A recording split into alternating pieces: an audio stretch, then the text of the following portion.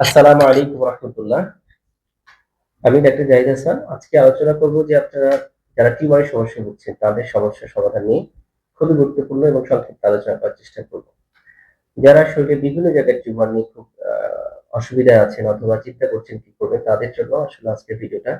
যে আপনার শরীরে যেকোনো জায়গায় টিউমার হোক, অর্থাৎ ব্রেনে টিউমার হোক, আপনার হচ্ছে জরায়ুতে টিউমার হোক, স্তনে টিউমার হোক, গলায় অথবা অর্থাৎ শরীরে যেকোনো জায়গায় যদি টিউমার হয়, স্বাভাবিকভাবেই এটা একটা দুশ্চিন্তার কারণ। কারণ হচ্ছে যে টিউমারের আমরা জানি যে টিউমার ২ প্রকার। একটা হচ্ছে বিনাইল, একটা হচ্ছে মালিগনেন্ট।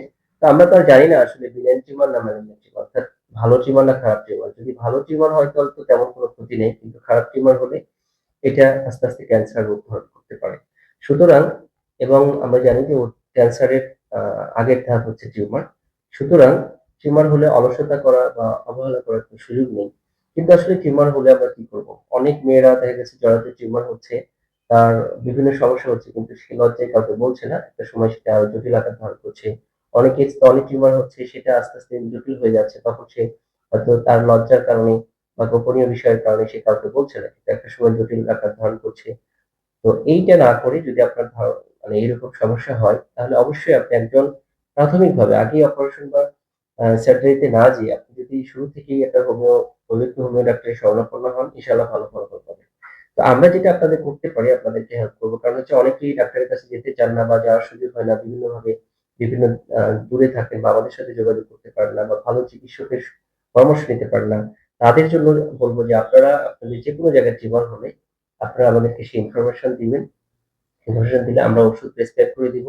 আমাদের কাছ থেকে আপনার ওষুধ নিতে হবে না। আপনি দেশের যেকোনো জায়গা থেকে বা আপনার এলাকা থেকে ওষুধগুলো সংগ্রহ করতে পারেন। বা আপনার এলাকায় যদি ভালো অভিজ্ঞ হোমিও ডাক্তার থাকে সেখান থেকেও আপনি সেবা নিতে পারেন।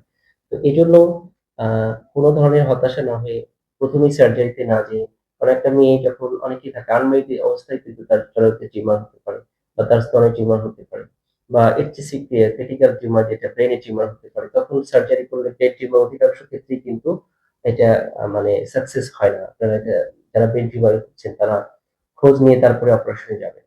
এইজন্য আপনারা যেটা করতে পারেন, আপনারা সরাসরি আমাদের এখানে আসতে হবে এমন না। দেশের বা পৃথিবীর যেকোনো জায়গা থেকে আমাদের সাথে যোগাযোগ করবেন। আপনার সমস্যাগুলো আমরা লক্ষণগুলো নিয়ে আমরা ওষুধগুলো প্রেসক্রাইব করে দিব। আপনারা আপনাদের পছন্দমতো জায়গা থেকে ওষুধগুলো সংগ্রহ করতে পারবেন।